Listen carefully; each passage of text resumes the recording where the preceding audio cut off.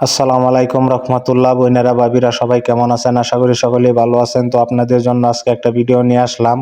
খুব সহজ পদ্ধতিতে বেলুন ছাড়া কিভাবে রুটি বানাবেন। আমি নিয়ে নিলাম 2.5 কাপ পরিমাণ গমের আটা। এটা কিন্তু ময়দা না, গমের আটা। তো আমি দিয়ে দিলাম স্বাদ মতো লবণ, তারপরে দিয়ে দেব অলিভ অয়েল, জৈতুনের তেল, যেটা অলিভ অয়েল। আপনারা চাইলে সয়াবিন তেল দিতে পারেন, পাম তেল দিতে পারেন, সমস্যা নাই। যাদের কাছে নাই, আমার কাছে এটাই আছে, তো আমি এটাই ইউজ করি সবসময় ডায়েটের জন্য। তো আমি দিয়ে দিব এখন স্বাদ মতো চিনি। আপনারা যারা চিনি খান না বা পছন্দ করেন না, না দিলেও পারেন। আমি 1.5 কাপ পরিমাণ দিয়ে দিছি টেস্টের জন্য। তো 1.5 কাপ চিনি দিয়ে দিলাম। 1.5 কাপ চিনি দেওয়ার পরে এটাকে পানি দিয়ে দিব পরিমাণ মতো। আমি একবারে দিব না পুরো পানি, দুইবার তিনবারে দিব পানি, মানে যতটুকু প্রয়োজন আমি ততটুকুই দিব, যাতে বেশি না হয় পানি। কম কম করে দিবেন, তাহলে আইডিয়া ঠিক রাখতে পারবেন। বেশি হলে কিন্তু হবে না, আর কম হলেও হবে না। এটা খুব ভালোভাবে মিশিয়ে নিতে হবে। আমি প্রথমে হাতে মিশ্রণ করে নিতেছি, ভালোভাবে মিক্স করে নিতেছি। হাতে মিক্স করার পরে আমি তারপরে ব্লেন্ডার দিয়ে মিক্স করে নিব। আর যাদের কাছে ব্লেন্ডার নাই, তারা এভাবে হাতে ভালোভাবে ঘুরিয়ে ঘুরিয়ে ভালো করে মিক্স করে নিতে হবে। এটা মিক্স করাটা খুব জরুরি দরকার, যেরকম গুটি গুটি থাকবে না, কাইটা অনেক ভালো হবে। আর পানিটা কিন্তু পরিমাণ মতো, মাপ মতো দিতে হবে। খেয়াল করবেন আমি পানিটা কিরকম দেই। এখন এই যে আমি ব্লেন্ডার করে নিব।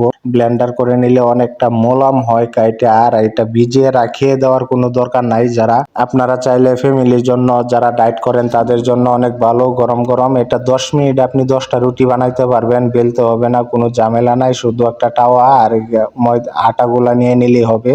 তো আমি ভালো করে মিক্স করে নিতেছি। আপনারা চাইলে ব্লেন্ডার না থাকলে হাতে ভালো করে মিক্স করে নিবেন। সবকিছু মিক্স করার পরে পানি দেখছেন তো আমি কতটুকু দিছি, ঠিক এই মাপ মতো পানি দিবেন। আর আমি দিয়ে দিতেছি কালো জিরা। ভালো একটা ফ্লেভার আসে, খাইতে অনেক সুস্বাদু টেস্ট আসে। তো কালো জিরা দিয়ে, আমি কালো জিরা প্রথমে ভেজে নিছি, ভেজে বয়মে রেখে দিছিলাম, প্রতিদিন এটাতে ইউজ করি। তো আমি দিয়ে দিলাম কালো জিরা। এদিকে তাওয়া বসিয়ে দিলাম, 2টা তাওয়া দিছি আমি, যাতে আমি তো অনেকগুলা বানাবো, যাতে একটু তাড়াতাড়ি হয় এই জন্য।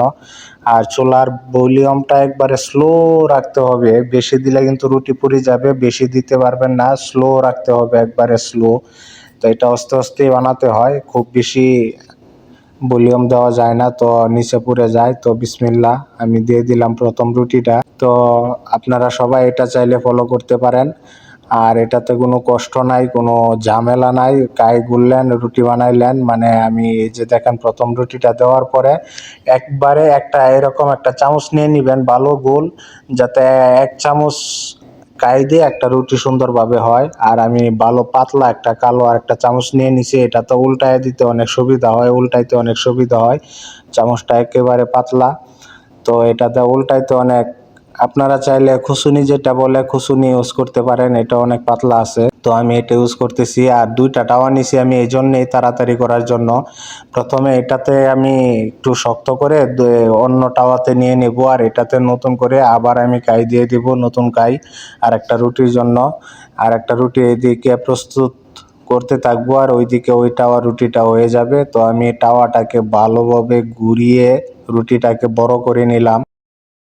বড় করার পরে এদিকে রুটিটা হয়ে যাচ্ছে প্রায়। এটার দিকে, দুটাই দিকে আপনাকে খেয়াল রাখতে হবে যেন পুড়ে না যায়, উল্টিয়ে দিতে হবে। চামচটা দিয়ে হালকা একটু চাপ দিতে হবে, রুটিটা ভালোভাবে ফুলবে। মানে এত টেস্ট আসে এটা, যারা ডায়েট করেন তাদের জন্য, যারা ডায়েট না করেন তাদের জন্য খাওয়াটা অনেক টেস্টের একটা রুটি। এটা আপনি চাইলে সবকিছু দিয়ে খেতে পারেন, সবজি দিয়ে খেতে পারেন, এমনি চিজ বা জীবন যেটা আছে এটা দিয়েও খাইতে পারেন, মধু দিয়ে খাইতে পারেন। আবার চাইলে এমনিও খাইতে পারেন, শুধু কোনো কিছু লাগবে না, যেহেতু আমি চিনি দিছি এমনি টেস্টটা আসে।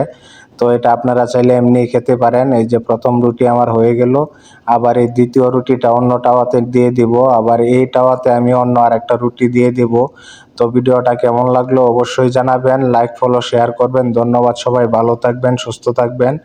তো এই হলো আজকে আপনাদেরকে দেখালাম কিভাবে বেলুন ছাড়া, কষ্ট ছাড়া কিভাবে রুটি বানাবেন। তো অবশ্যই ভিডিওটা আপনারা যারা রুটি বানান তাদের জন্য অনেক উপকারে আসবে।